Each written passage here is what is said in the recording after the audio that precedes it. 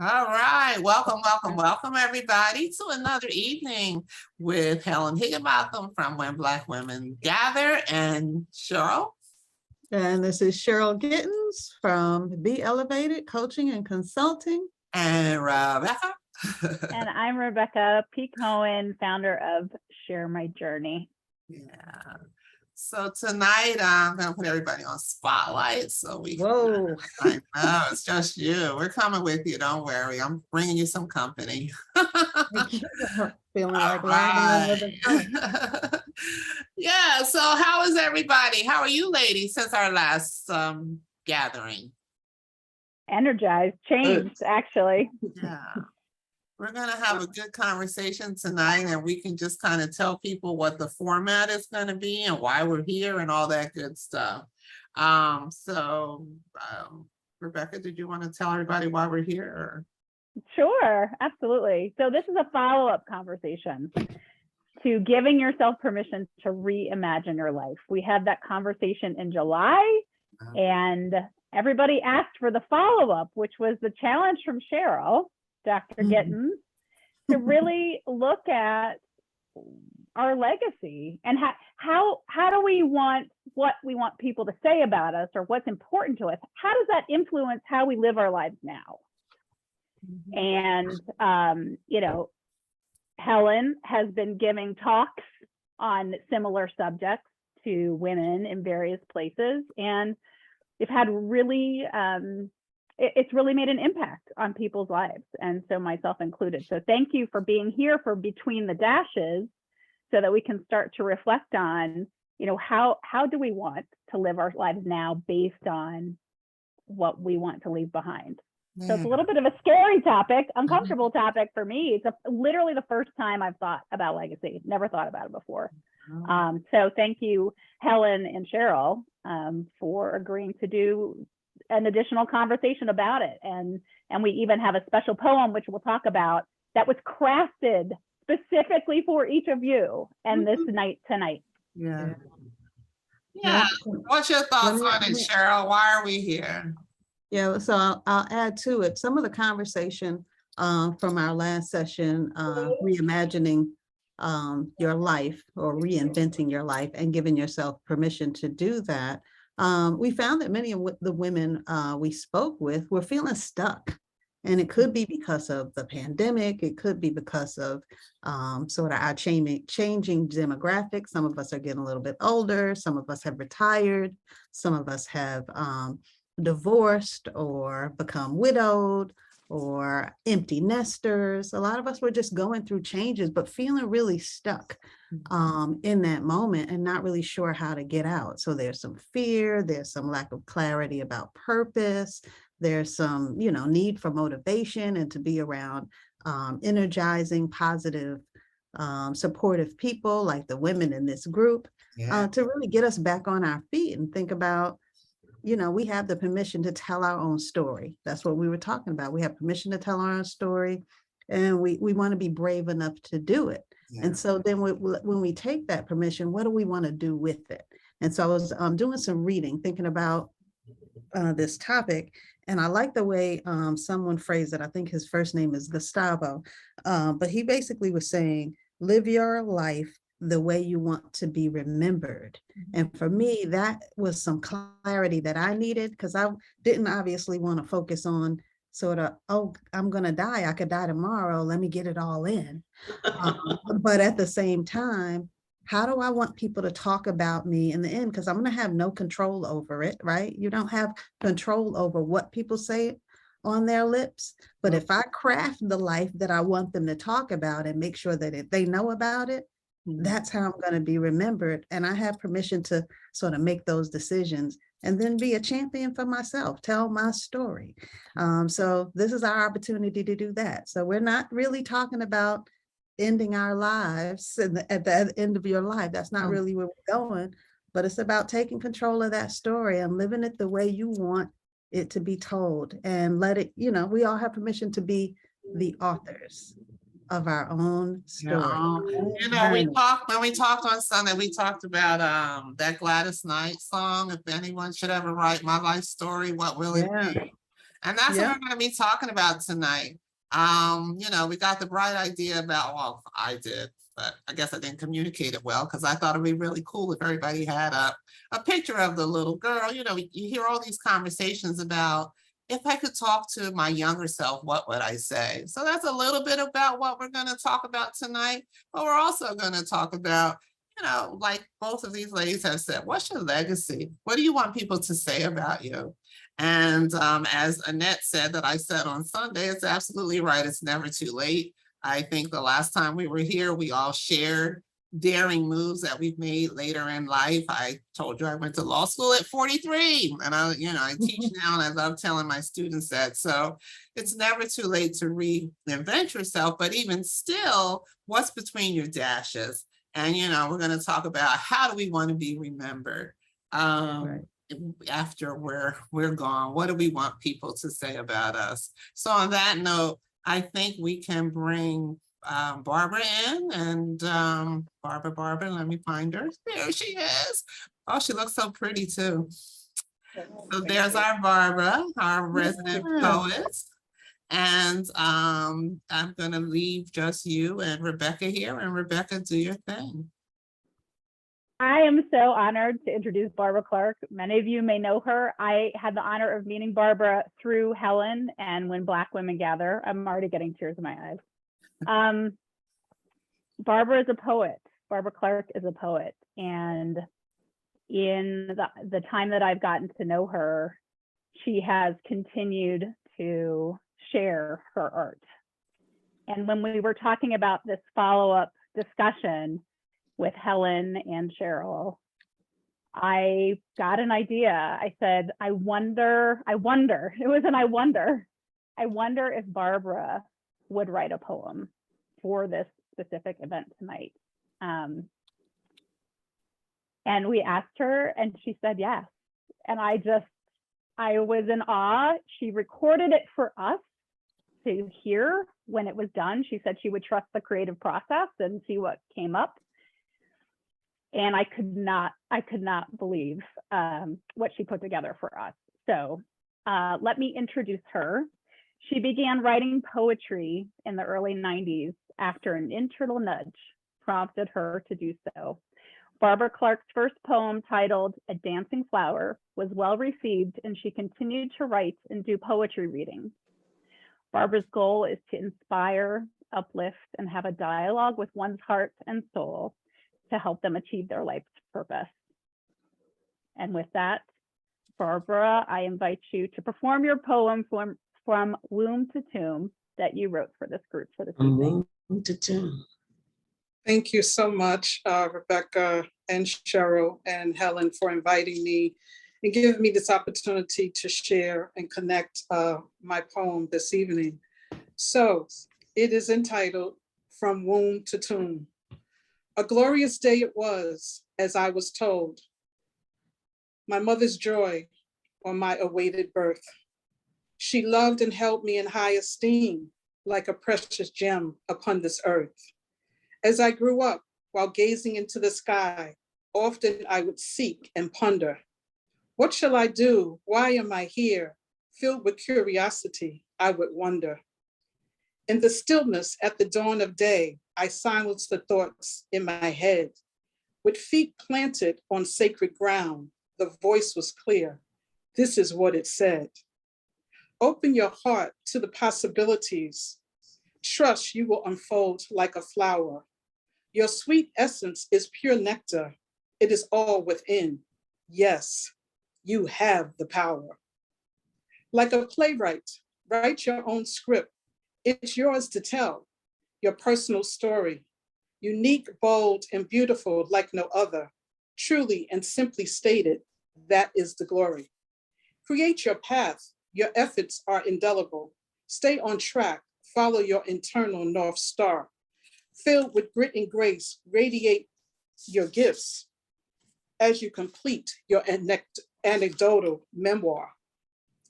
Undoubtedly, in the midst of difficulties, there are many valuable lessons to learn.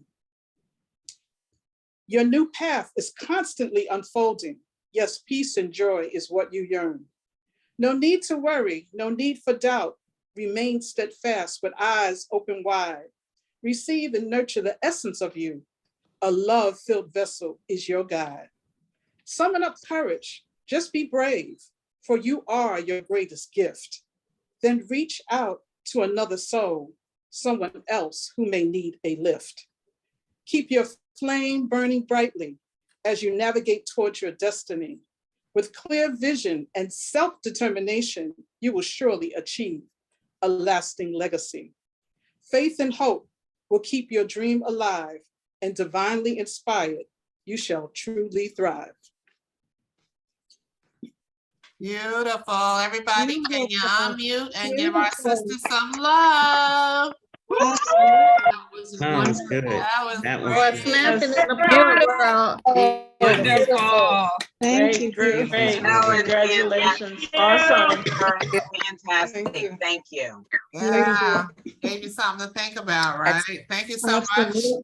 Barbara. Appreciate My that. pleasure. Thank you for having me and inviting me to, asking me to do this. Absolutely. It's beautiful. And you started writing poetry later, you said, right? In the early 90s, actually, it was in the late 80s, someone told me words are important to you. Yeah. And I had no idea what they meant. And so fast forward into the early 90s, I actually heard that internal voice. And that voice said to me to write a poem. Not just to write, but to write a poem. And I had never written a poem. And so initially I tried to like disregard it, but the more I tried to fight it, the stronger the voice became. So I said, you know what? I can't really tell anybody about this because they may think maybe something's wrong with me, but I know what I'm hearing. I'm hearing this internal voice. Yeah. And so I gathered my paper and pencil and dictionary, thesaurus, and I laid on the sofa and I wrote this poem, A Dancing Flower. And I presented it at a meeting, and it was a very small group. And after I presented the poem, the room was quiet. It was so quiet. And then a young man, he broke the silence and he said, I didn't know you could write like that.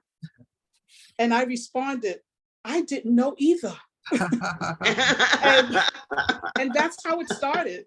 That's actually how it started. So from there, I just continued to write. So Well, thank you so much for sharing it. One, for recognizing your gift, and then two, to be willing to share it. It's a beautiful thing. thank you. Yes, thank you. All right. So Thank you, Barbara. stick Thank around, you. Barbara. Don't leave us. Okay.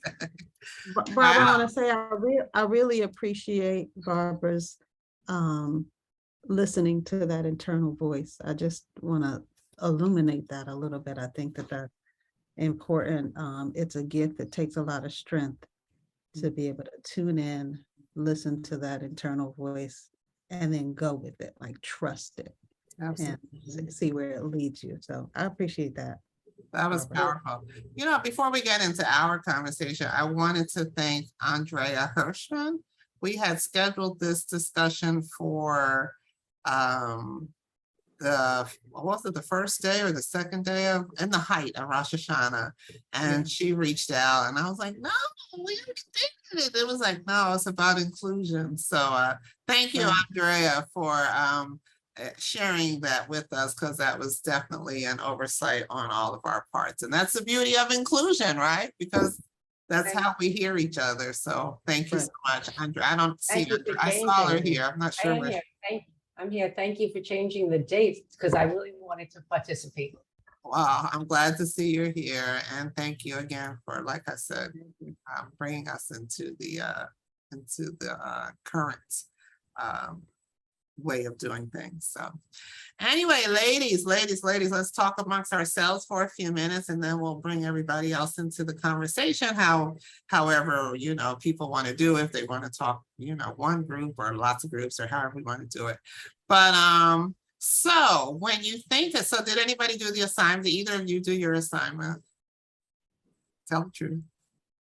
You're muted, Miss Rebecca. You're seeing it. I mean, it's interesting. I thought about it a lot because usually obituaries are it's very like chronological, and I don't know, it's like a resume for your life. And I thought, well, what really is important to me? Right. Because I've had plans that are like very large and huge, and things that have materialized or haven't materialized. And I was thinking, well, what is really important to me? And it's just making a difference. So in whatever small way, Right. I've made a difference. That would be my epitaph, I guess.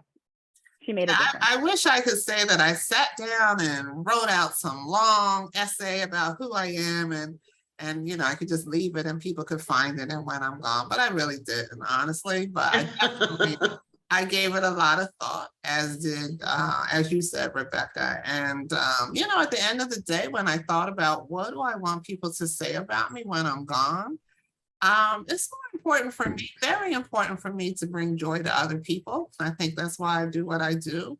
I do when a lot of women are here for When Black Women Gather, and I know I look like I'm happy to do this. Everybody needs a mute, please. And I know that everybody's happy. I mean, I look like I'm really happy every Sunday, but some Sundays I'm dragging. But I know that you all get so much out of it. And then, once I get on the screen and I see you all, it takes me somewhere. And I keep saying, if I had a lot of money, I'd be like Oprah on steroids. I'd be sending little gifts and little treats. I'm a very giving person. So I would hope that when I leave, people will say that, she wasn't selfish. She gave of herself. She was good to other people. That's important to me, that people think I was good to other people. And the interesting thing that I want us to talk about too is when we were supposed to do this call back in this September, some people, I saw some people had signed on to the call and they're like, where is everybody? And there were about only 3 women here. And I was thinking of this assignment more from like a professional, because we get so caught up in titles and what have you. And those women, some were professional, but one thing's like that. One of them was saying that, for her, it was a personal thing. So she was more interested in what was between her dashes from a personal perspective. So where are you at with all of that, Miss Cheryl? So I decided late in this process, because obviously we've been talking about this for a couple of months, to put something to paper. Like I thought that was important. And so I may have originally did something similar to an epitaph, but then I decided, let me still put some pen to paper. So I'm gonna share where I started and then what I wrote. And I'm not a great writer, and I didn't go into detail all the way, because I think that, like, my resume is 11 pages. I'm probably, if I get to write my obituary, it'll probably be, it's gonna take up a little bit of something, because she lived a life, right?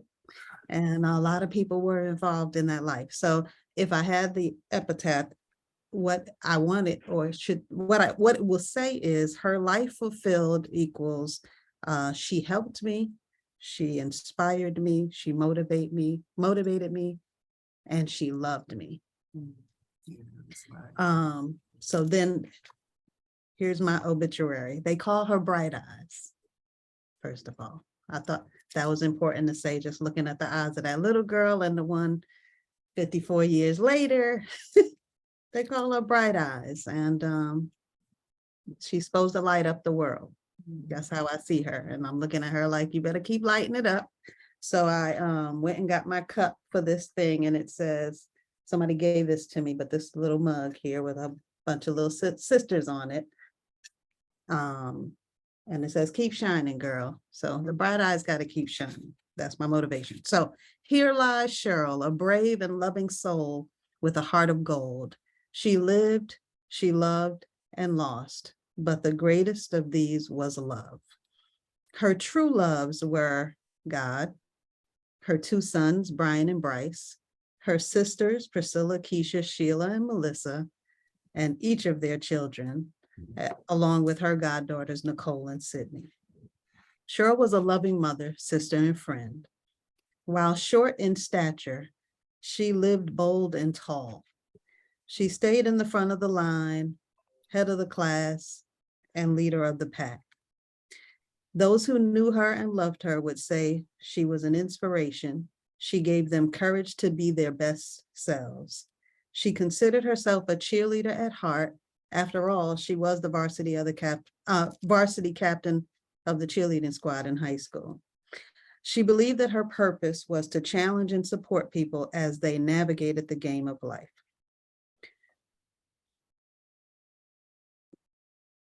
I'm not sure. I'm going to read it the way I wrote it, but I don't know if it makes sense. We'll see. As such, you can imagine she spent many days cheering, in parentheses, advocating for folks on the fields, on the courts, in the classrooms, meeting rooms, and boardrooms.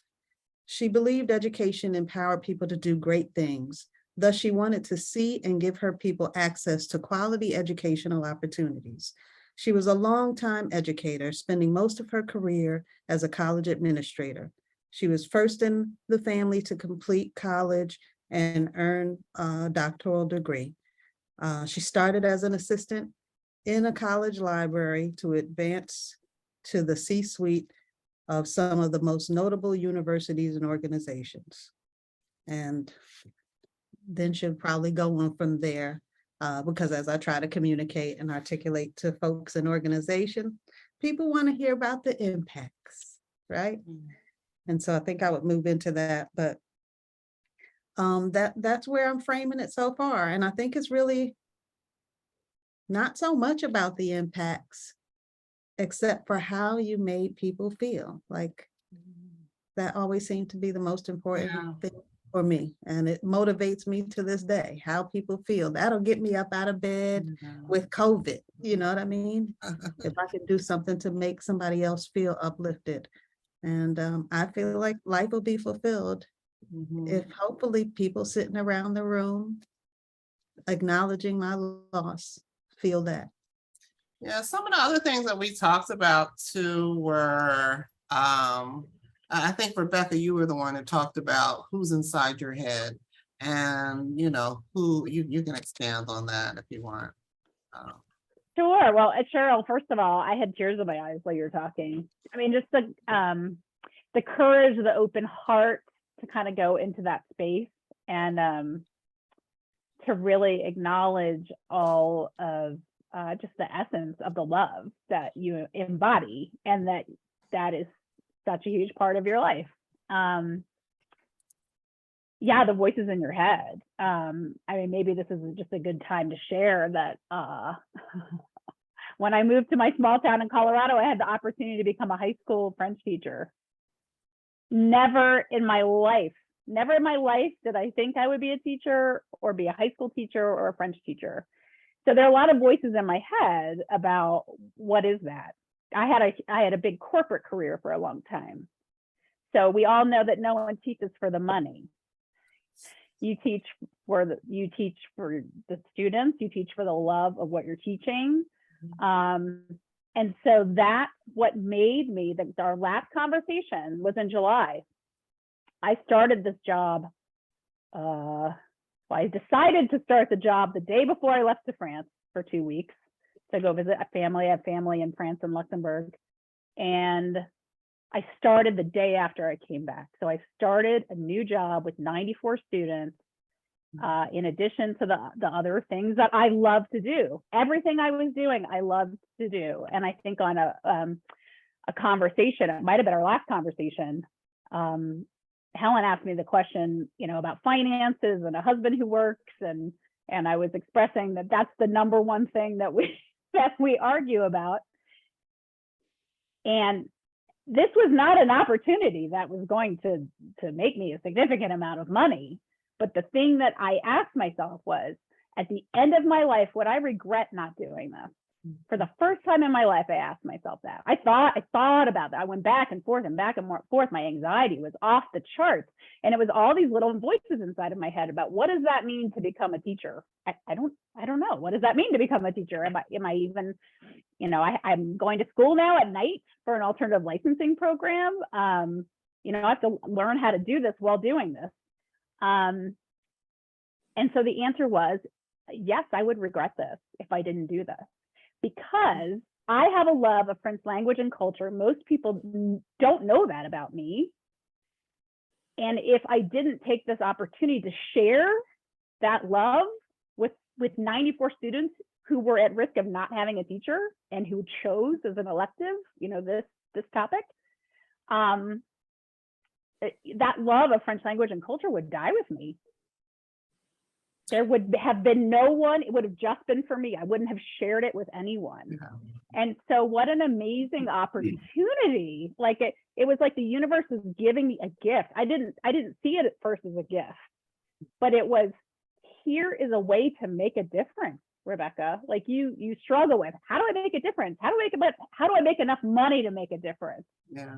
And here is a need. Here is a need. We need you. You can fill this need and you can make a difference. And so thank you everyone here for our last conversation, because that helped inspire me to take this teaching position. So now I am a teacher, and now I can carry on my mom's legacy. My mom is a retired teacher. So thanks, Mom. And she's here tonight.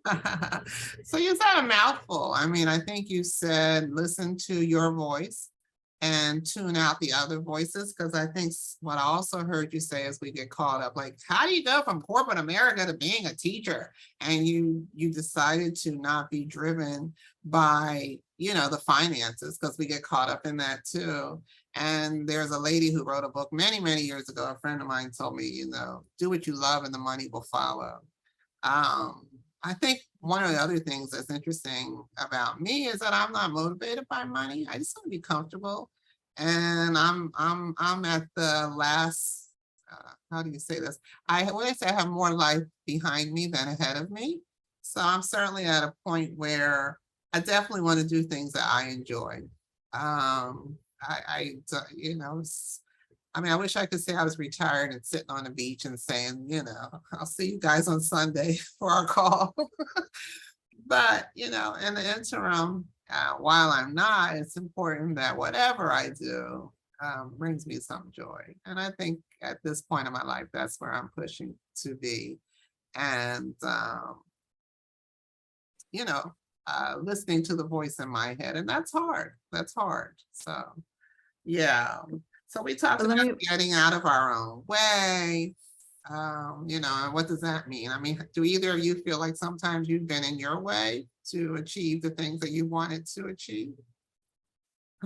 I'd say absolutely. I think one of the draws to, you know, come into communities like this is to be courageous. And if I don't have it, somebody else might be able to pour it into me, to be courageous enough to take another step forward and do something I'm afraid to do. I would say that doing things like this, these forums, having posters on the internet and recordings on the web with my voice and likeness and personal stories is one of those things that really has me stepping outside of my comfort zone. As much as I like to pour into people, I don't know that, you know, I wasn't made for the big screen sort of thing. And so this is one of those brave things that I'm allowing you, Rebecca and Helen, to pull out of me and allow me to just share with a greater amount of people and hopefully continue to live out the legacy I believe I'm supposed to have. I wanted to say something about something I got out of Rebecca's story that was really important, and just want to make sure it's illuminated in stepping out and taking on that teaching position and asking yourself that question: if I died, you know, like, would I regret it?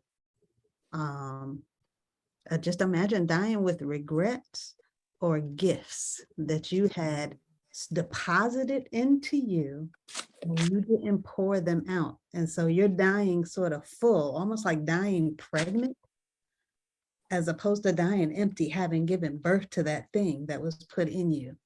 And so I really appreciate hearing you say, you know, like, I'm changing my career one more time. I'm going to do this thing. But you probably have it in you, and you're probably seeing the affirmations daily that I am a natural, like I'm a teacher, like this is my thing. I really dig this and I'm really making a difference for other people. And all of the things in my life over the years was culminating for me to be a teacher at this time. And I'm going to pour it out of me instead of dying full with this gift. 100%, 100%. I had no idea the amount of just personal fulfillment that would get with the stress of what am I doing every day? Right. You know, a student sits down with me and starts talking to me, you know, that connection that I've always wanted to have with lots of people. It is, they are there and they know it's there, and there are people who see me as a safe space. And you know, the teenage years are hard and they're just great. They're just great human beings. I If teach you as give them an well. opportunity.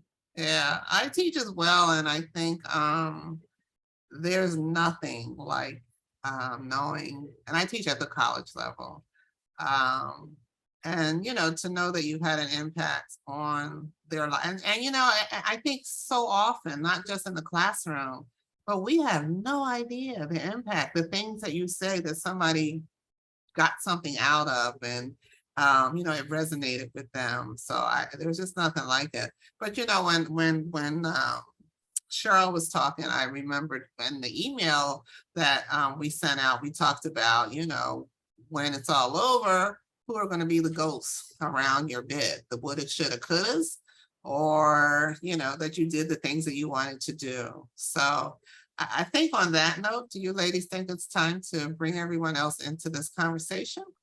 So we can hear, does anybody in particular want to volunteer to share what you wrote? Anyone, just raise Or your. what you're thinking, what you're Oh thinking. yeah, or just, yeah, if you didn't write anything, that's fine, and we said that in the email. But if somebody is just inspired to share your story, please unmute yourself, raise your hand, and it's a small group, so we can kind of be pretty flexible here. So is there anybody, any takers? You I want have to a question. I have something to say. Okay. That's Annette. I don't know how to use this thing to raise my hand. Oh, okay, we'll talk about that later. Go ahead, Annette, what's your question? Okay. The last time you had this gathering on Reimagine Your Life, he said that was back in July. Yes. Wow. And that's the time I was introduced to the group. And one thing that stuck with me, I don't know if it was, I think it was Dr. Cheryl who said it. I'm not quite sure. Who's writing your own story? And that has stuck with, I'm the one who came on and was all upset and but ever since then, I took that to heart. All my life, everybody was writing my story for me. So I'm turning things around where I'm writing my own story. So I thank you so much for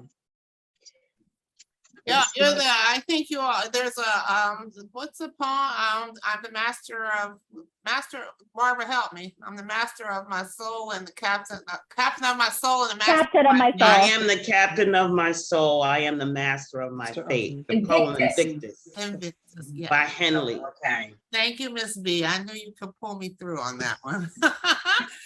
Veronica, I saw your hand. Are you still with us? Did you want to speak? Veronica Jones? I am. Hi, I am. I'm in the car, so I don't have my I don't have can't bring you visual. on camera. But Right. I know you can, but I'm picking up my mother-in-law. So anyway, I was thinking about I'm retiring soon. And there's been a lot of conversation around me about what are you going to do? You should get another job. You're going to be bored and so forth. But unbeknownst to a lot of people, I've always wanted to be an actress. And so, yeah, I have auditioned for plays. I've been in plays when I was a younger woman.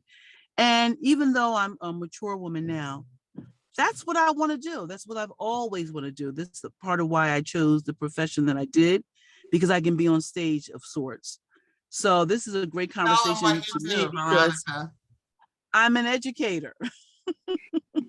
I'm an educator.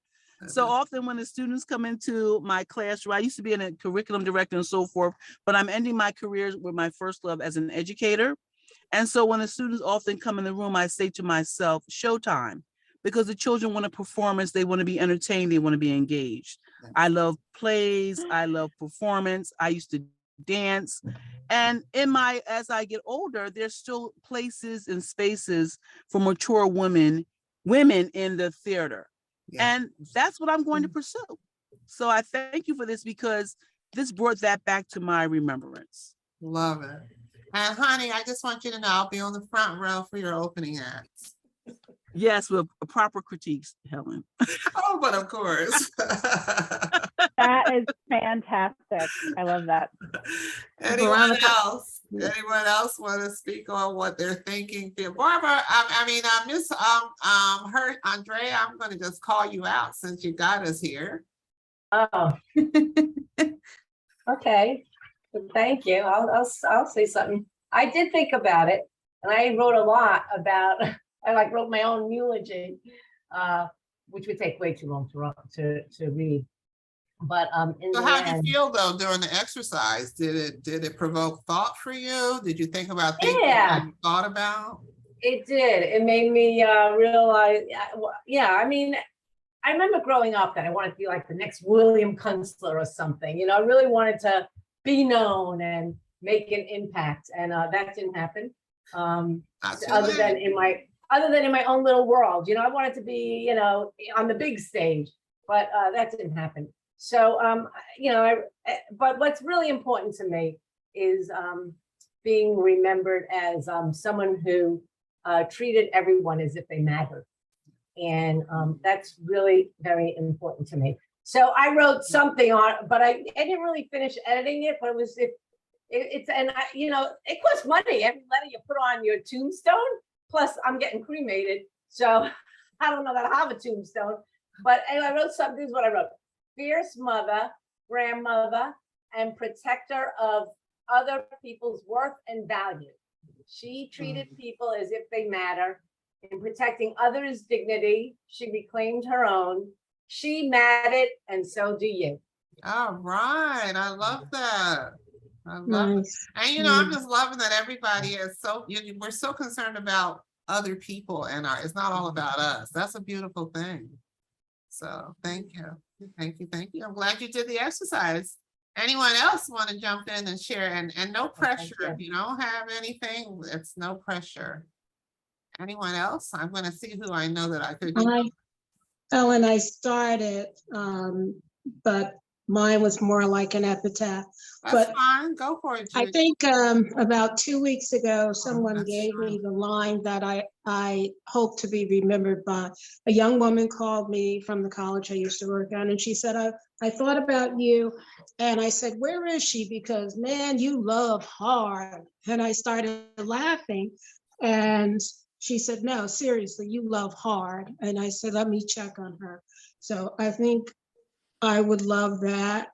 I would also, my epitaph for my grandchildren, I would like them to know that I was on the phone squad in Newark to elect the first Black mayor, that I did go to an art school and I will forever see myself as an artist, and that I opened a food pantry on the college, one of the first in New Jersey, and that was in my 50s.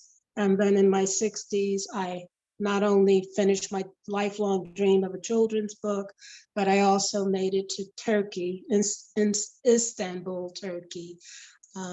So my granddaughter said, I said, what do you think when you think of me? And this was before this assignment. She said, you travel and you write. I asked my son, he said, I admire the way you worked.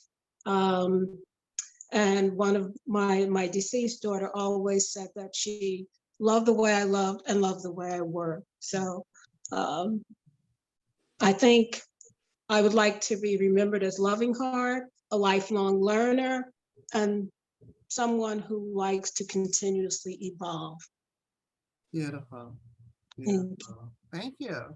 I'm just getting to know you, but I didn't. So you said you write? You're right. Yes, Okay. You said you Mhm. wrote a book. That's right. Beautiful. yes, Beautiful. yes. Yeah. Thank you. Thank you, Charlotte. That was beautiful. Thank you. Somehow in my latter years and people, because I write a lot too. And it's just ridiculous that I've not been published. It really, really is. Right, absolutely. Uh-oh. Go for it. I You know, agree you with got- that. you have to I agree go with that, for it. Helen. Exactly. You Yeah, know, you're you have such a to get it writer. out there. But Yes. I mean that, and people say to me like, so did you always write? Did it just come natural? Like, and I don't think as a younger person, I don't think I thought of myself as a writer. I think of myself as one who likes to write now. And most of what I write is opinion, you know. But one of the things I was thinking when Charlotte was talking, one of the other things I think I always tell people all the time, if I can find it, I'll put it up. There's a picture of me. I'm on a beach and we actually couldn't go in the water because there were stingray in the water.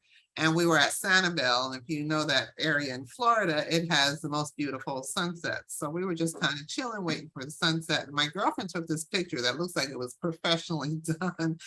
And I had it made into a postcard because it really captured who I am. And the person in this picture is just happy and free. And, you know, it's like a free spirit. And that's definitely who I've been.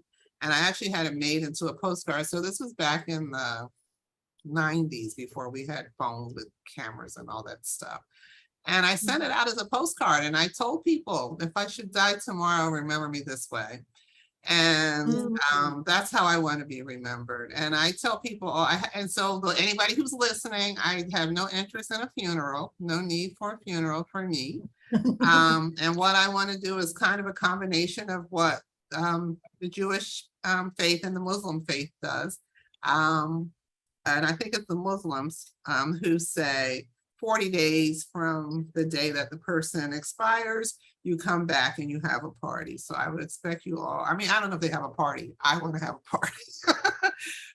But 40 days after I'm gone, you should gather on a cruise ship or a beach or somewhere, because that's my thing, sunshine and beach.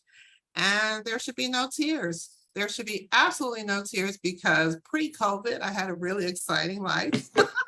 And nothing to mourn. I definitely have lived my life, and you know, I probably have made decisions that other people think are crazy.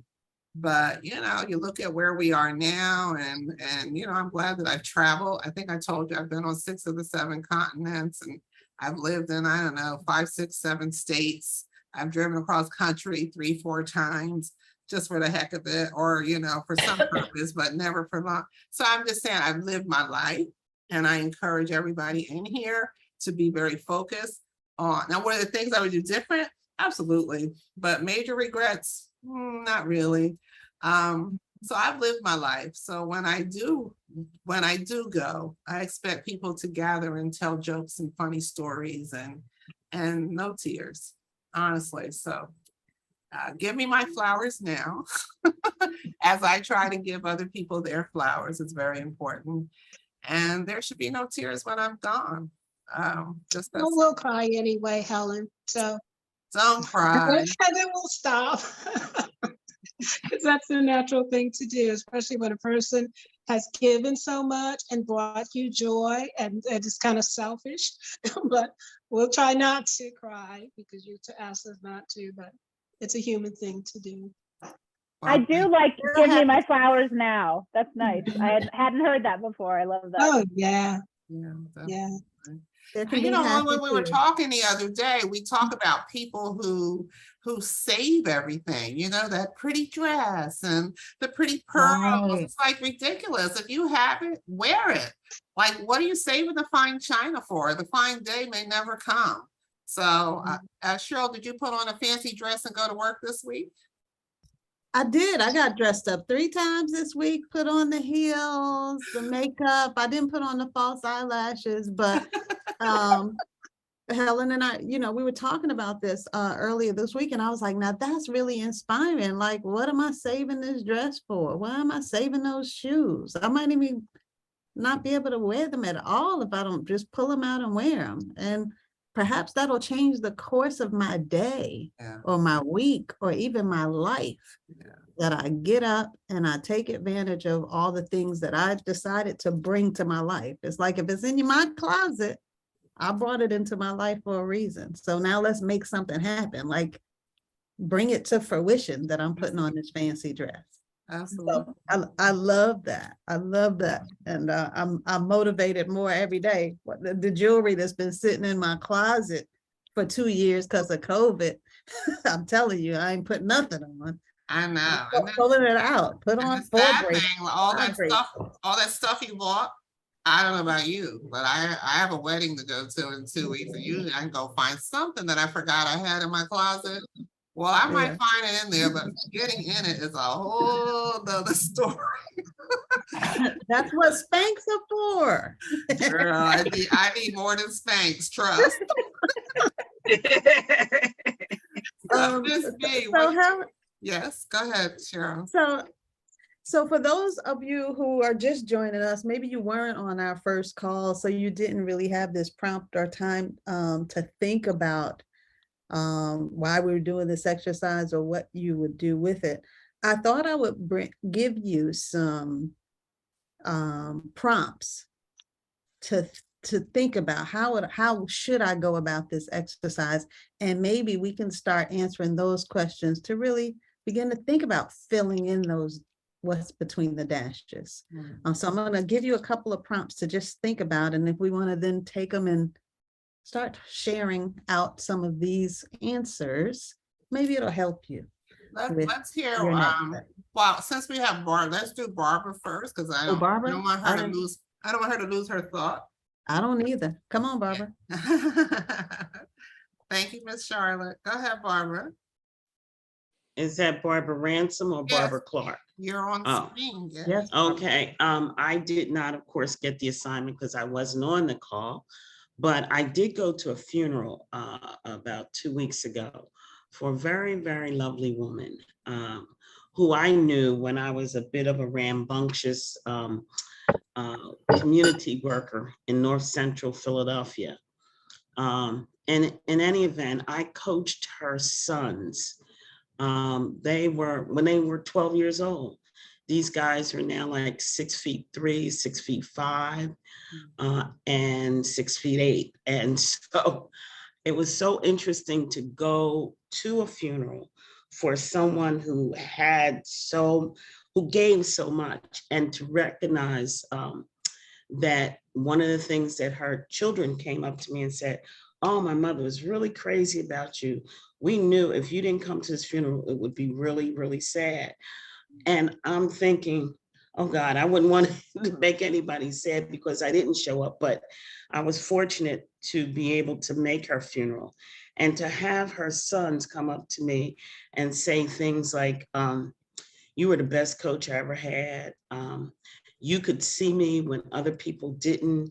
And you always said I was a better baseball player than a basketball player."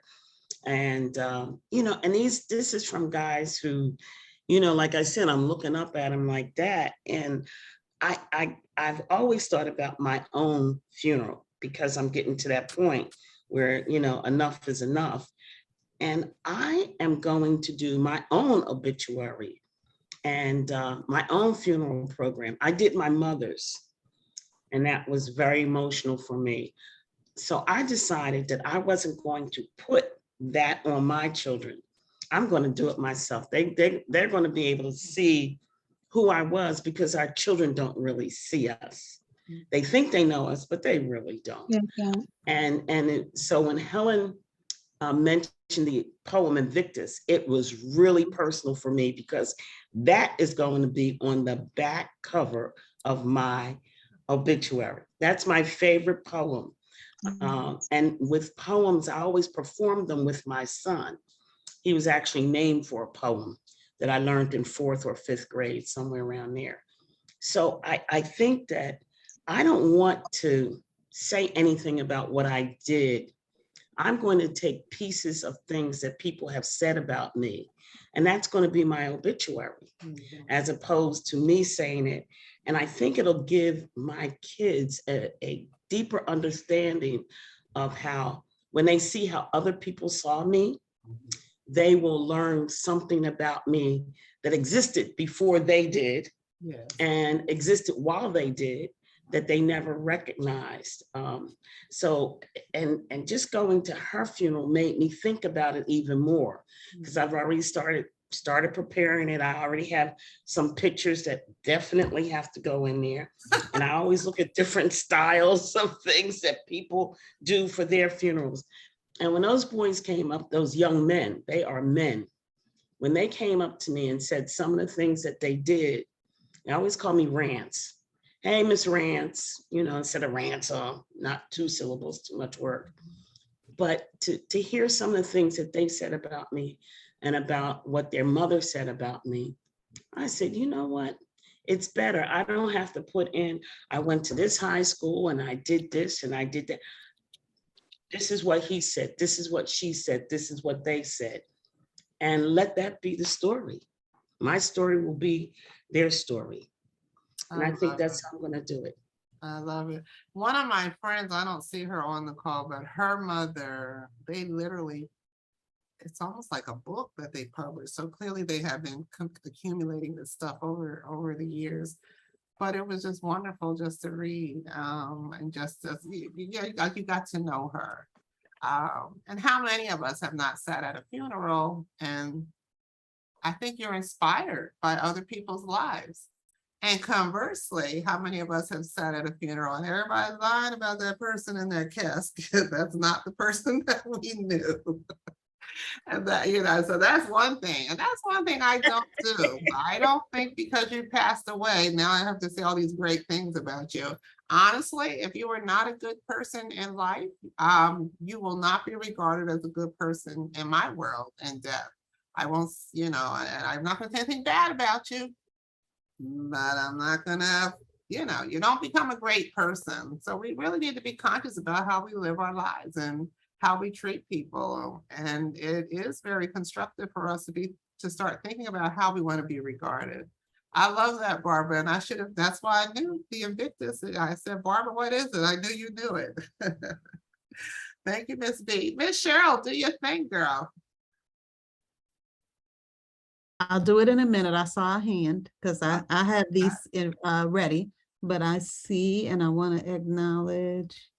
I'm trying to see the name. I think it's, is it Marianne? Marianne. Oh, Marianne Penning. Okay. Yes. It's my mom. Oh, It's so Yay. bring your mom on. Where'd you Come go, on, Miss Penny? Where'd she go? I was see. trying to bring her on Right stage. here. Yeah, I'm trying. I don't Oh, think there I go can do- Mom. Hi, Hey, Mom. Gia Gallimore, just wanted to say, hey, I see you. Hello. I just wanted to mention a friend of ours that we had known through Rebecca, and our girls had just passed away.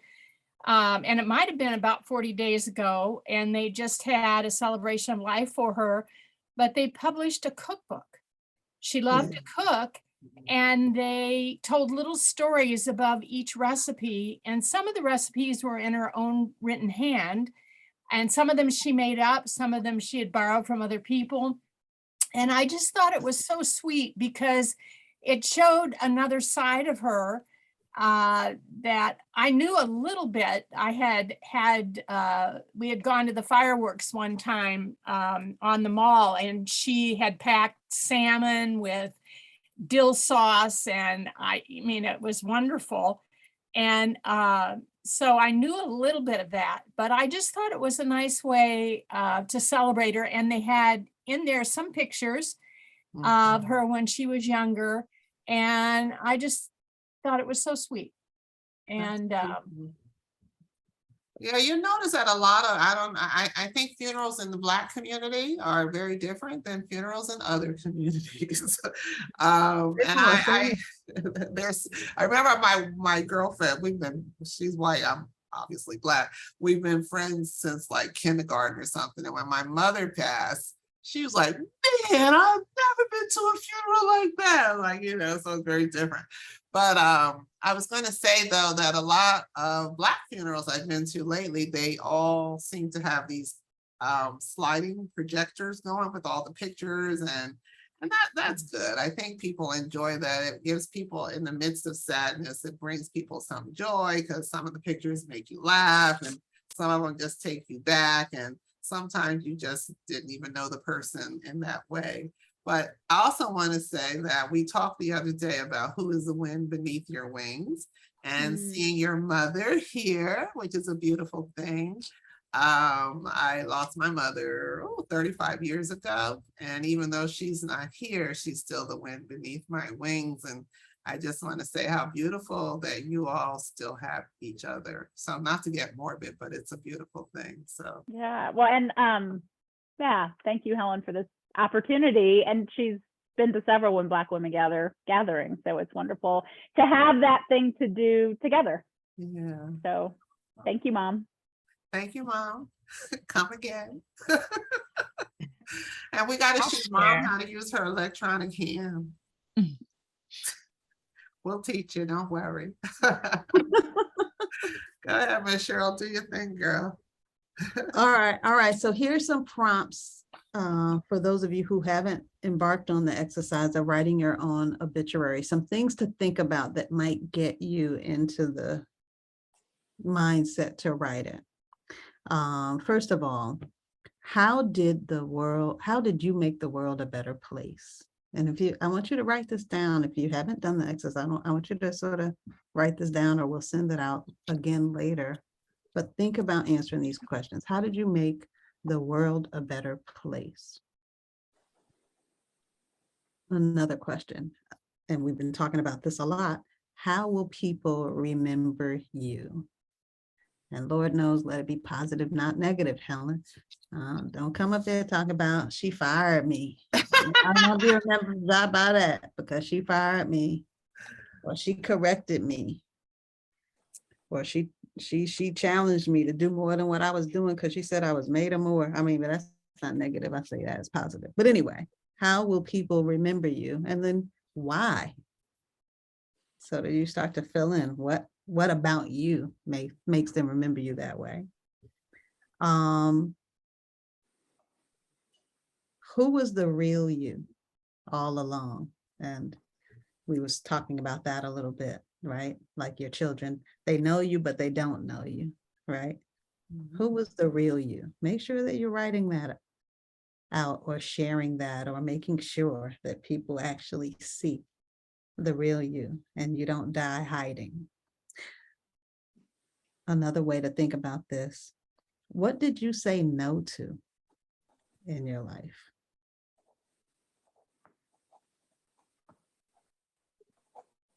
And I'm still reflecting on that a little bit because I'm still a yes girl to the Lord have mercy. I don't say no to that much unless I'm scared, right? So what'll provoke for me is, what are you afraid of and why? And start to dig into that to make sure that I am living the life I'm supposed to live and fear isn't taking control. But what did you say no to? And finally, I love this one, but who will miss you the most?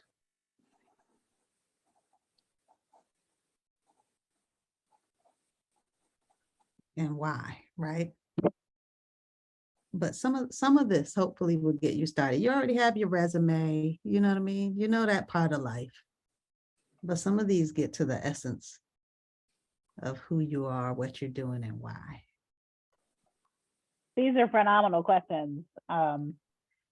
It's like I just want to soak in them and really reflect for a while. Thank you, Cheryl. You're welcome. So if anyone wants to I would like to share. Yes. This is Yolanda. Hi, everyone. Hi, Yolanda. Come on in. This is my Hi. line sister. Went to college together.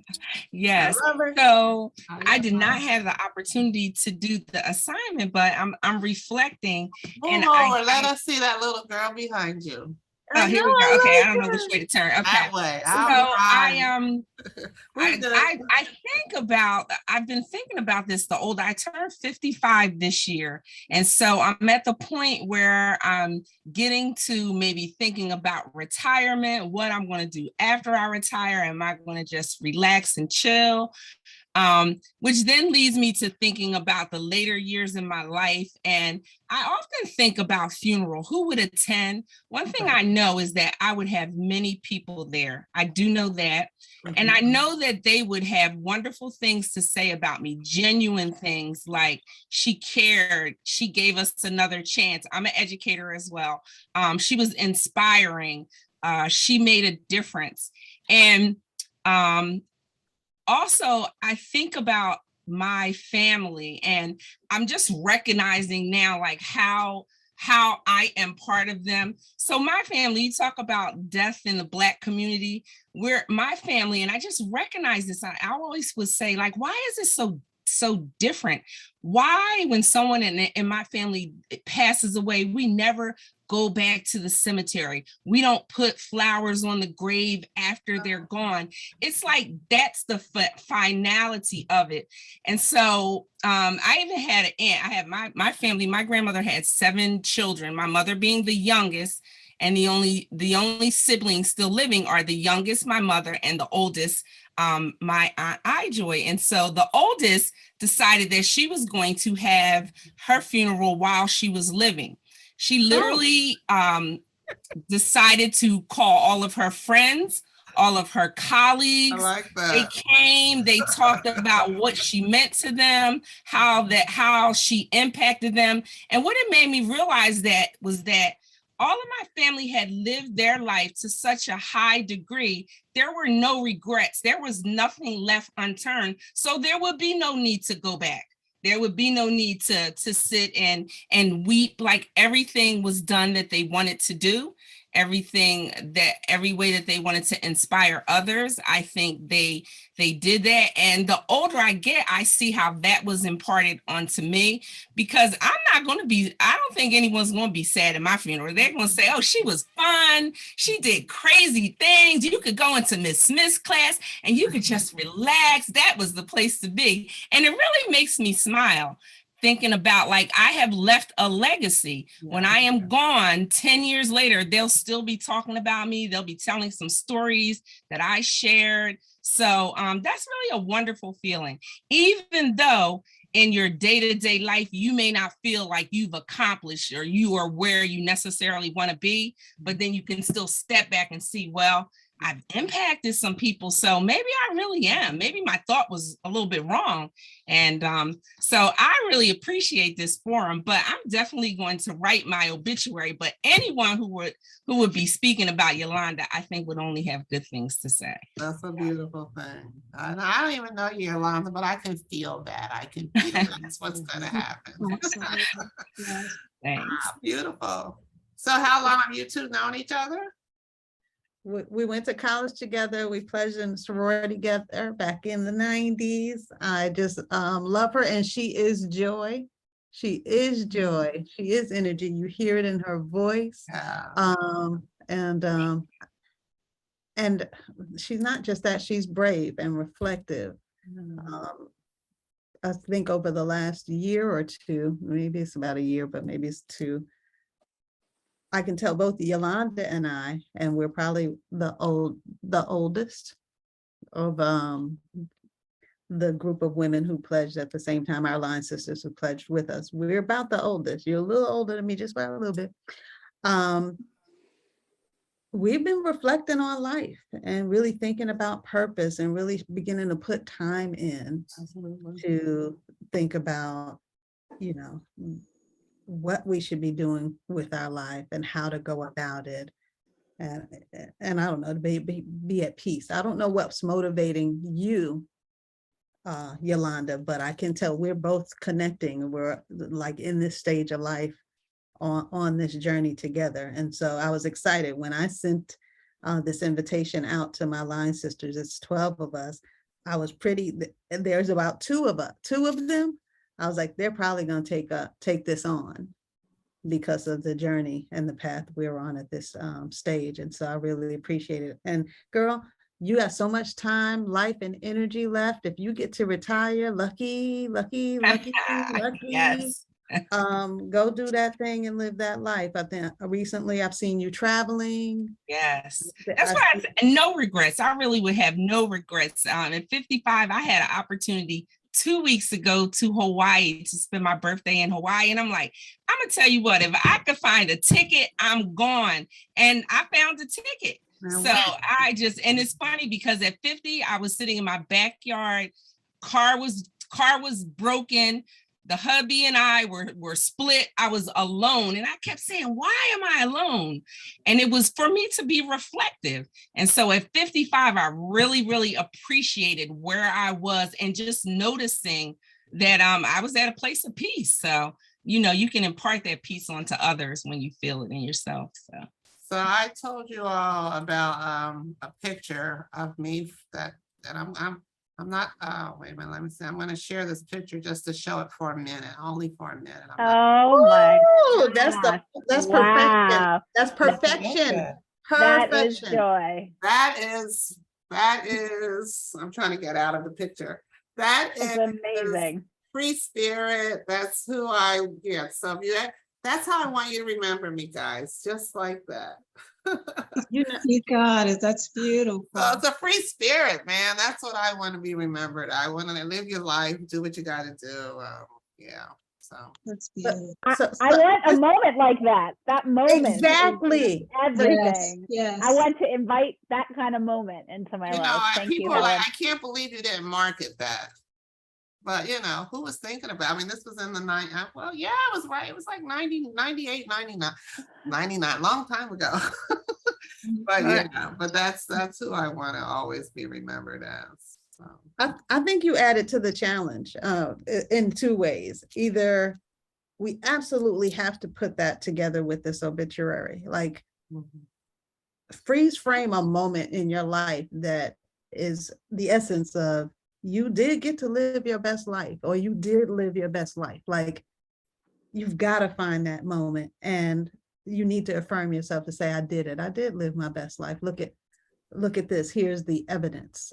So you've got to add, you've got to mark that territory by finding a picture that shows you've done that. And if you haven't, then let us know where the camera needs to roll, because it's time for you to set up that photo shoot. All right. Oh, I got one. I did that 2 years ago, as a matter of fact. But set up that photo shoot and freeze frame a moment in your life where you're just taking it into your hands. This is me. This is living. Yeah. Yolanda, thank you so much. I see our good friend Kelly. Kelly, are you there with us? Hi, I am. I am driving, so I'm not able to. Oh, come on. I don't want y'all to see me in the in the dark car. But thank you so much for having this. This is awesome. What I wanted to share is the few of you know that my mom passed June of 2021. And I think that when we talk about our life, I will think of my perspective on life has definitely really changed because of her. Mom was 92. And she said, I have no regrets. Right. And so I think as we're thinking about our life and what we want people to remember, like I was very sad, and you talk about going to the gravesite, and so I had a breakdown when I went to the gravesite. But once I heard Mom say, Kelly, it's okay to cry, but I'm not here. I'm right here with you. So this, you're here at this gravesite. That's just like formality, but I'm not here. I'm always with you. And then to hear what people continue to say about my mother, I'm like, wow, I didn't even know some of the things that she was doing for other people. So what do I want to leave? I want people to continue to talk about me and how I impacted their life when I'm gone. And I think that's just so awesome for people to, that you don't even know that you've impacted when they talk to the loved ones that are here, because I mean, mom is in heaven, right? So she's just having a good old time. And we're here because we miss her physical presence. But when people share how she impacted their life, that makes me happy. So I hope that when I'm gone, that people will tell, those who remain here, tell them about me. What will they say? What will they say about you? They will say she was so loving. No. I would hope that Is that they what would Rosalind will say? What will Rosalind say about you? That's her sister. say, yeah, Roz would say that she was loving. She would say that she was loving. She was caring. She had to learn how to, I heard you say, Dr. Cheryl, that you were a yes person. I had to learn how to be comfortable with saying no. Right. So that she would tell you that, and other people would tell you that too, right? I had to, because it's saying yes was easy to say, but difficult for me, difficult on my body, right? It just was taxing. But then also saying no was difficult because I had to come up with a story why it was okay to say no. Like, that's taxing too. So now I'm better. I'm like, no, I'm sorry, I cannot do that. And I have to move on, right? So this whole life is, so they would say that she evolved. Hopefully they would She see evolved. that. She evolved. And I love that Kelly is the reason why I met Helen. So Helen was having one of the conversations with white women, and Kelly was in Share My Journey, and she's like, I'm a part of this other group that I think you might like, and I wanted to pass this on to you. So thank you, Kelly. And I wanted to also thank you for just the feeling of your mom saying, I'm here. Like, I'm not gone, I'm still here. And that feeling of the energy of your loved ones in your thoughts or actions, what people are saying about them, that they were physically gone, but they're not quite gone. They are still, they're still there with you. So thank you, Kelly. Talk to them every day, keep them alive. Yes. I talk to them, and people act like you're still mourning. Like, no, that was my mom. Like, she was a part That of was my mom, yeah. right? And for Right. those of you who have lost your parent, your loved ones, don't let people make you feel like you're still mourning and you're still like, no, that was an intricate part of your life. And I either talk to or about my mom almost every day, and I am not exaggerating. And she died in 1987. We were very close, and we're still very close. I don't know why she won't talk back to me, but I want to acknowledge my mother in this instance also. I named my company Be Elevated because of how much my mother inspired me to be a giver and a sharer of love and time and talent, and just uplifting people, or sort of just picking people up. That's the legacy she left for me. And so when I try to think about, what is it that I want to do with my years of experience and my desire to help people, I want to elevate. And so the Ella is spelled elevation. I know how to spell it right, did get the education, I know how to spell elevate. But I'm honoring and acknowledging my mother in this time. And I do remember when she passed, I also felt like I had to look around the room. She was cremated, but we had a memorial service, and we did the whole picture collage all around. And it was a beautiful time to share with my sisters, going through the pictures and just remembering, these times and places where we were with her, we saw her, and she was depositing into people's lives. But I had to lift people up from the tears to say, we're crying today, we've lost her, but she's just not gone. She is absolutely ever present. And when she was present, she wasn't making you cry, like that was not what she was bringing to your life. So sit with her the way she would sit with you, in this memorial, sit with her now the way she would sit with you. Joy, making you smile, thinking about how to lift you up. And that what is beautiful, another beautiful thing is that I don't know if Barbara Clark uses the word uplift in her poem, but there was a part where she says to then lift up, use what you have to lift up.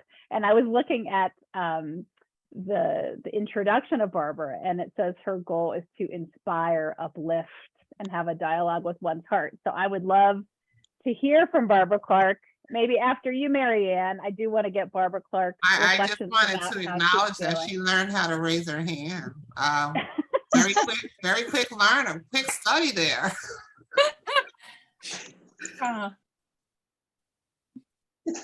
Is that it? I didn't know if you wanted to say something, Miss Penny.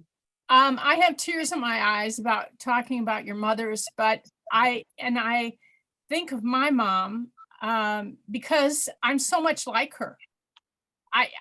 And what, people would say when I was little, oh, you look so much like Madeline, and I grew to hate it, but I certainly don't hate that now. But, she's in me. She's part of me. And for good reasons. I mean, she was a great person. Oh, it's amazing, Mom. Thank you. And I also want to note that I didn't realize that Barbara's daughter was here. After she read her poem, one of the first comments was, "I am so proud of you, Mommy." Oh. What's your daughter's name, Miss Barbara? I think she's still on, Aisha. Aisha Clark. I see her. I see her. Does she have her camera on? No. Aisha, turn on your camera. How you doing? Okay. Is it not a camera moment, Aisha? I'm not that bad. Hold on.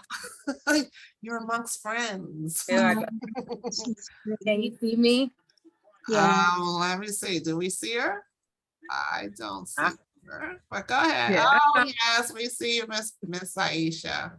Hi, everyone. Hi. Hi, Aisha. Hi. So what were you thinking when your mom read her poem? So me and my daughter, which is my mom's second grandchild, we were sitting here pretty much teary-eyed watching her. And it was a proud moment for me to see. I always tell my mom how well she speaks because I'm afraid to speak in public. I only do it if I have to, but so I really admire her strength and the way she speaks so eloquently. And I'm just like really, really proud of her. And I am, today was just, I had a rough day. My daughter missed her school bus. So it was rough. And I said, oh, they trying to keep me from watching my mom. They not going to keep me from watching my mom. And I said, come on, Bree, we got to hurry up. We got to get on. Your grandma's going to be on TV, kind of, sort of.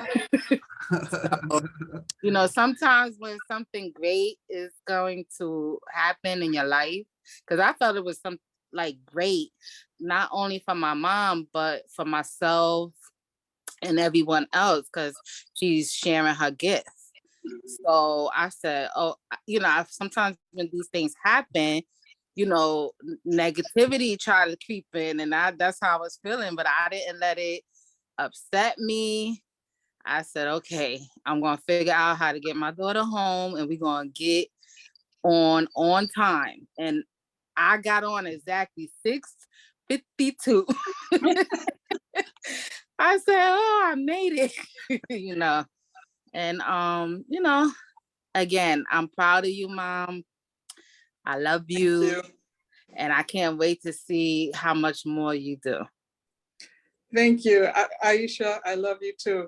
And I have to just let everybody know, is my biggest cheerleader. She really is.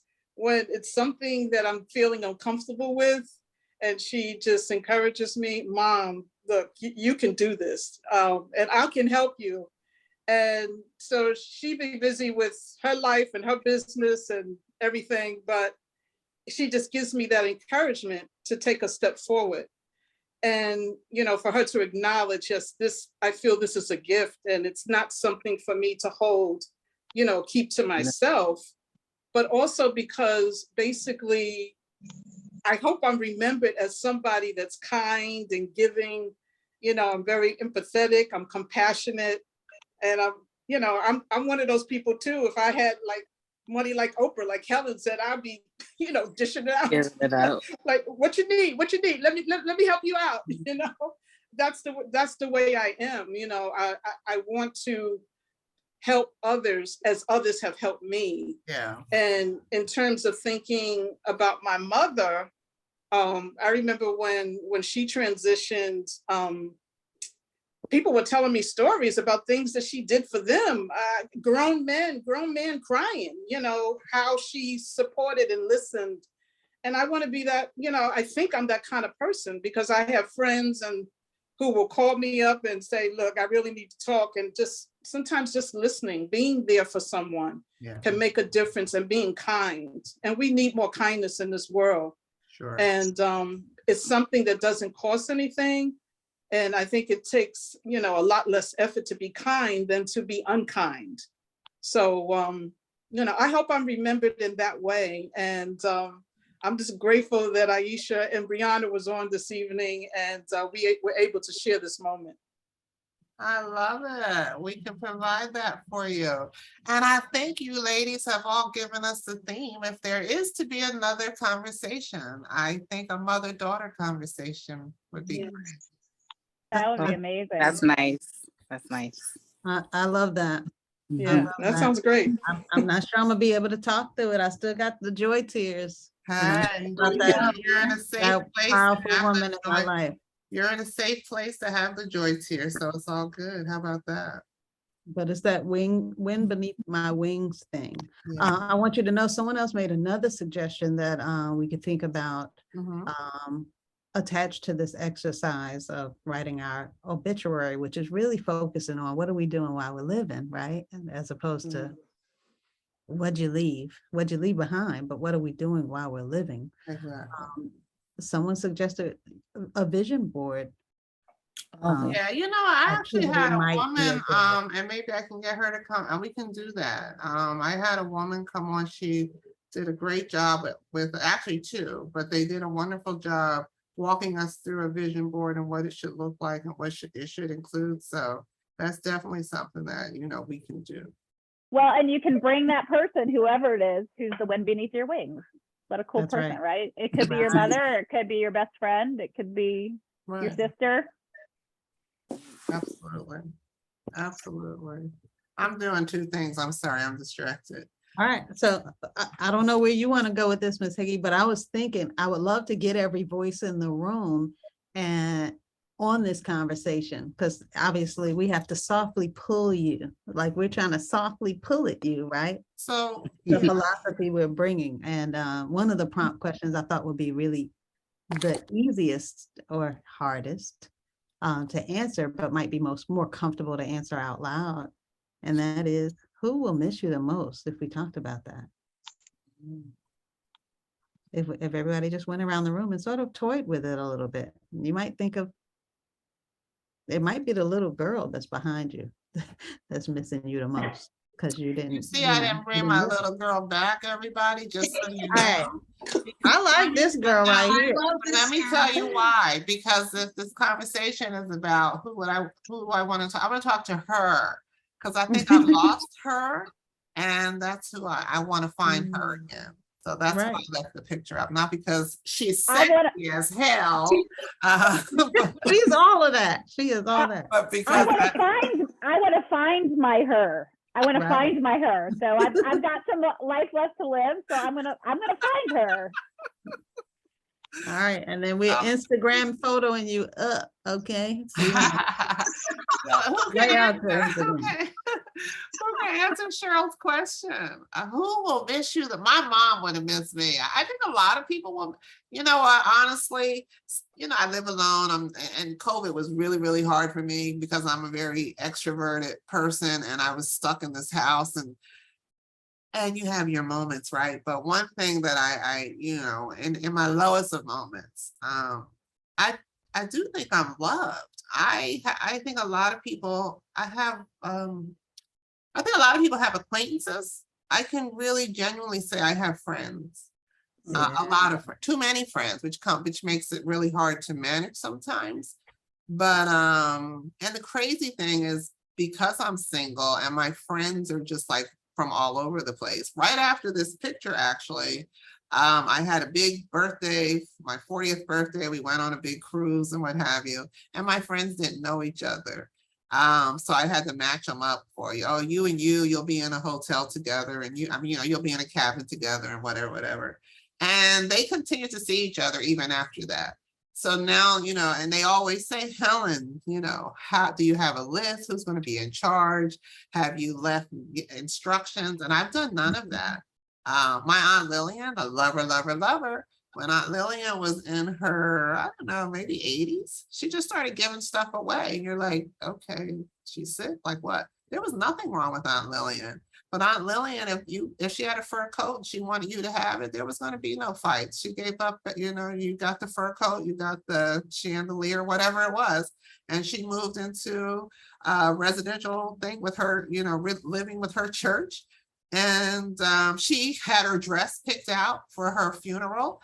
I don't think she had written her obit, but she planned for her departure. So how many of us are doing that? So, back to Cheryl's question. Are you here, Stacy, to answer the question, who's going to miss you the most when you're gone, girl?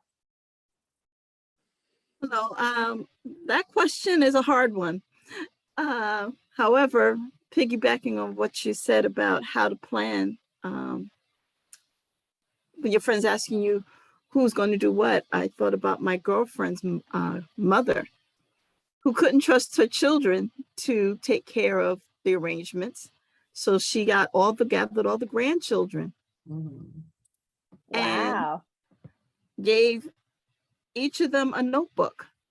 One was for the funeral, one was for who got what, and the other one was the liquor, what drink to have at the repast. Go ahead, Mom. I love her.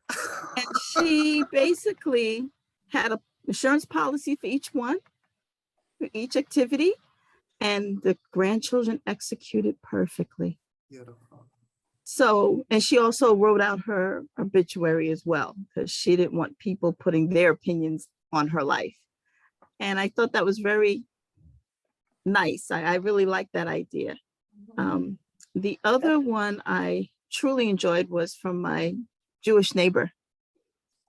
She died like in September of a couple of years ago. I can't remember what year now, but they didn't have a funeral until a memorial service until February. And they asked everyone to bring something. And they rented out a nice hotel room, and they set up tables all around, as well as a buffet. And everyone put their mementos on the table. It could be pictures, it could have been stuff that she gave you. And you would just, when it was time to go and speak, you go pick up your item and you stand there and you tell the story about it. And it was just so moving because we got to see who she was. And to laugh and to enjoy the stories, because everyone had the same story, that they met her, was impacted by her, and we all met because of her. Right. So that's something I want to incorporate into my plans. Those are beautiful ideas. I'm definitely looking at both of those things. Thank you so much, Stacy. You're welcome. Well, that's what Aunt Lillian did. There were and we all know the downside of death, because somebody can have 10 cents and people are going to fight over it. But if you divvy it up, and like my Aunt Lillian did, and like your friend did, it minimizes the opportunity for those kinds of things to happen. So that's beautiful. No? Anybody else want to answer? Anybody want to answer Cheryl's question? Who will miss you the most? Yeah. I see a hand raised. Go ahead. All right. Who is it? My name is Gia. I think it is a hard question. I guess for me right now, I would say my daughter. I have a 10-year-old daughter, and we're very close. And I think that because she is in her developmental years, I think that obviously I feel like she would miss me the most because we spent a lot of time together. And then I would say my mom next, like similar to a lot of people on this call. My mom and I are very, very close. She had me at a young age. And, you know, with everything that happened, like with me growing up, like I was not the best kid in high school years. That's why I'm nervous for my child. Lord Jesus. Pray. Payback. You're afraid of payback? But I wasn't bad, but there was some, if I could go back, there were some decisions, of course, I would have changed. But aside from that, I mean, since I've been an adult, college on, it's just like our relationship has gotten even stronger and we talk all the time. And everybody already knows, like if I'm traveling or going somewhere, like I'm including my mom. So we go a lot of places together and do a lot of things. And so I would say, if I were to transition now, my mom would be another person that would miss me a lot, not just because I'm her daughter, but once again, because we have been able to create a lot of memories together. And that's not, you can't say that for a lot of mother-daughter relationships. So I'm appreciative of that. And then surprisingly similar to, I'm not sure, it's Miss Hickey. Friends. So I just turned 41 2 weeks ago, and I like to plan things, and it's so funny. My friends got me. So I rented an Airbnb where we went in on it. I found it. I planned out the weekend. Like they laugh at me. I'm a spreadsheet girl. I made a Google form. I was like, listen, this is what we're doing. I need your shirt sizes, like fill us out. And in the midst of all of that, they still got me, right? And so that Friday after our first activity, we get to the house and we're heating up food and everything. And people joke, because I say I have 3 people that I call my best friend. They're like, yeah, too many best friends. But one of my best friends was like, as soon as I sat down, she's like, wait, don't eat your food yet. And I'm like, why? And she's like, come over here. And she has me sit in front of the TV, and they made a video. And they had gotten people to send in, and the prompt was, what do you love most about Gia? And when I tell you, I was boo-hooing. Right. Yes. Because I was just like so taken back by some of the things that they were saying, and some of the people that they included. And I just was just like, that was just so thoughtful, because at the end of the day, for me, I am a big birthday person, because I'm thankful that I made it around the sun. I made it another year. Thank you, Lord. And so for me, it's, I celebrate my birthday because I'm a celebration of life. I want to celebrate it now while I'm here. So that's why I make it a big deal. And so when that happened, that just made me even be more reflective of like, I am happy with the person who I am. Some people say I'm too nice, but that's just me innately. And I'm okay with that. I'm okay with being the nice, thoughtful friend, daughter, and mother. And I wouldn't change that. So you're probably thinking, what am I doing? First of all, that's me and my mom. That's right before she died. That's a long, long time. I don't look like that anymore. I wish. But I was bringing everybody on. Andrea, you were brought on screen because you had your baby picture, your childhood picture up, and I wanted everybody to kind of like slide to the left, slide to the right, or whatever the case is, so we can see our pictures before we get out of here. So can we do that? Everybody kind of get out of your screen. And Andrea, did you want to show your baby shot or no? Your child shot? Say that again? You had your child shot, yeah. So can you just slide away so everybody can see? So these are the girls that we've been talking to tonight, everybody. We can't see yours, Miss Stacy. Can you duck your head a bit? I don't know how to lower it. Oh, we see her smile though. But anyway, Yes, I just wanted us to see, these are the ladies that we've been talking to or about this evening. And I just started doing that. I don't know, hope I'm glad that we were for those of us who were able to put the pictures up. I just wanted to make sure that we showed them off a little bit. So, Beautiful. trying to figure that out. Okay, so Yeah, on that note, I'm gonna take everybody off spotlight, and then we can well, let me see, we'll just do a closeout if you wish. Rebecca, did you have some closing words that you wanted to share? Or first of I all, would before we do that, does anybody have anything that they're just dying to share with us before we sign off? And if we can get some feedback, we'll send you out an email. I think the mother-daughter theme or even girlfriends theme for the next one. And then, of course, somebody said something about, what was it? The Vision board. the The vision vision board. board. Vision board. Yes. Yeah, I would just love to know in the chat. Yeah, if there are topics that rise to the top out of those. I think another one was, what are we doing now Right. for our lives? So if you have a preference of which to do first in the chat, we'd love to see that. And just to close out, I really appreciate this space.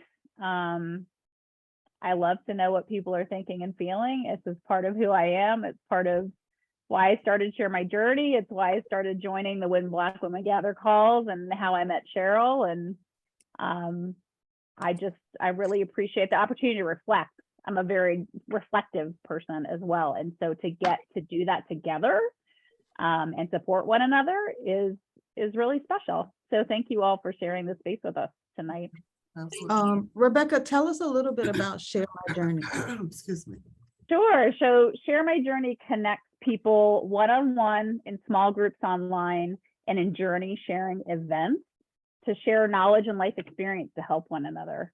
And I'm super excited that next week I'm going to Houston for a corporate client, and to see people in a corporate environment sharing their authentic stories about their life experiences in service to their colleagues and their growth and a better future together.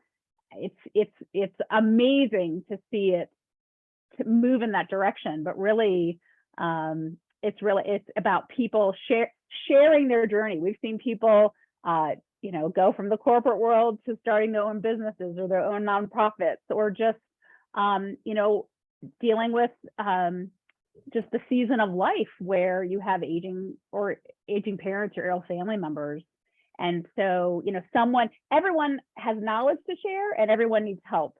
So we can share the experiences that we've had in service to somebody who's coming after us. And it's great to put those connections together.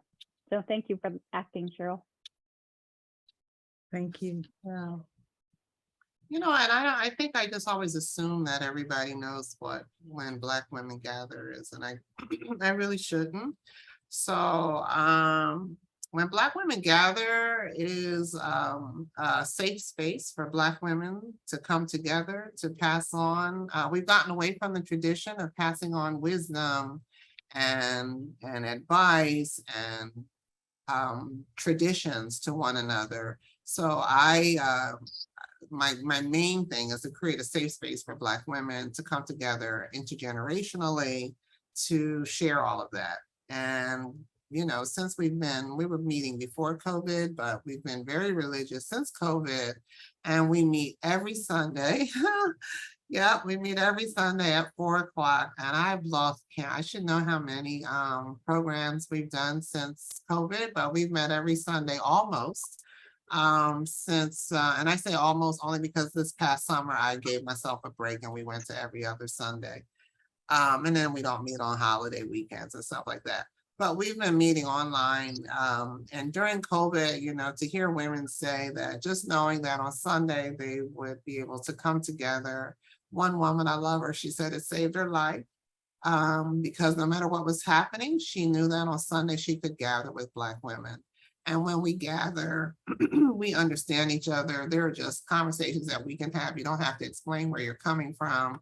we've had Sonia Sanchez, we've had Nikki Giovanni, we've done a fundraiser for a Black woman physicist who has already cured cancer in mice. She's raising money to cure cancer in humans, and very passively, we raised $18,000 for her. So I'm really proud of that.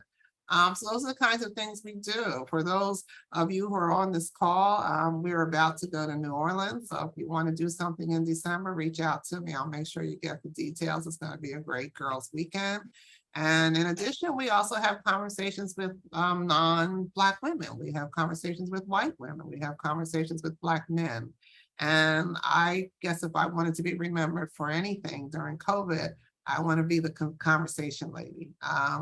And it was all about having, I don't believe there are uncomfortable or difficult conversations. I think there are conversations that we call that because we don't want to. If it's a difficult or uncomfortable conversation, in my world, it's a conversation that we probably need to have. So I think I've gotten pretty good at it. So that's who Black Women Gather is. And, and I look for us to be regional, national. We have an international scope thanks to Zoom. And I would love for us to be a national organization with regional chapters. So I got big dreams. I like it. I like those dreams. Yes. And Cheryl, tell us more about you. No, I'm just trying to sing now, but I didn't put that on there. One of my dreams is still to be in the music industry in some way. And I've lived that out a couple of times, and I can't really sing that well. It's just what I like. But anyway, so every now and then y'all hear me just kind of trying to pull a note out. But Be Elevated Consulting and Coaching is a company I started just about a year ago in the midst of COVID. I'd realized that after 30 years of working in higher education, I was spending a lot of time mentoring mostly young women, or I found out I was then mentoring older women. I was mentoring women of color. I was mentoring white women. I was just doing a lot of mentoring, people needing someone to be sort of coached through difficult situations, courageous conversations they needed to have, ways of thinking about their next chapter, or, helping people come to their own truth. Like they have it, but they don't want to pull it out. And I was always brave enough to say, so this is what I'm hearing that you're saying. And so I established Be Elevated Consulting to formalize, because it was one of those bucket lists, like you've got to do this. You've always wanted to have your own thing, do your own thing, but give. And my consulting firm is an opportunity to provide one-on-one coaching, consulting, or mentoring to individuals or organizations. I've spent most of my career really focused on diversity, equity, and inclusion initiatives in the education field. So I do a lot of things around career and advancing someone's career through education or service or research. But this is what Be Elevated is about. So for individuals who need that, wind beneath your wings because you don't have anybody, that's what Be Elevated is here for. And I just want to thank you all, ladies, because y'all are wings. Y'all are wing lifters for me. Y'all are definitely elevating me, helping me to think about ways to branch out and extend myself beyond the one-on-one things that I get to do. So thank y'all.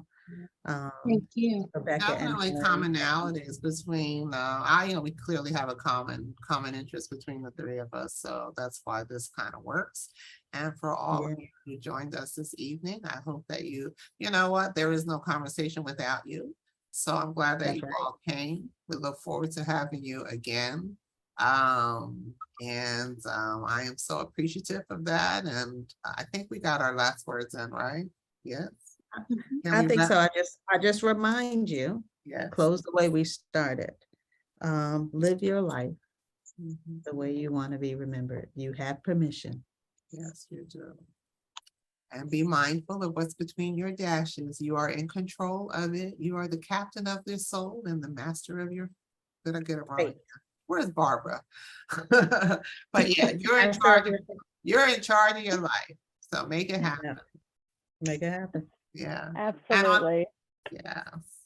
On that note, I'm going to stop recording, and someone has asked that we stick around for a minute. She wants to share something with us. And I just want to, before I stop recording, just say thank you, thank you, thank you all again. Thank you, ladies, for sharing and doing this with me. It's not even, I don't even know it wasn't my idea. I have to tell you guys that it was not my idea, but it works really well, the three of us together. So thank you.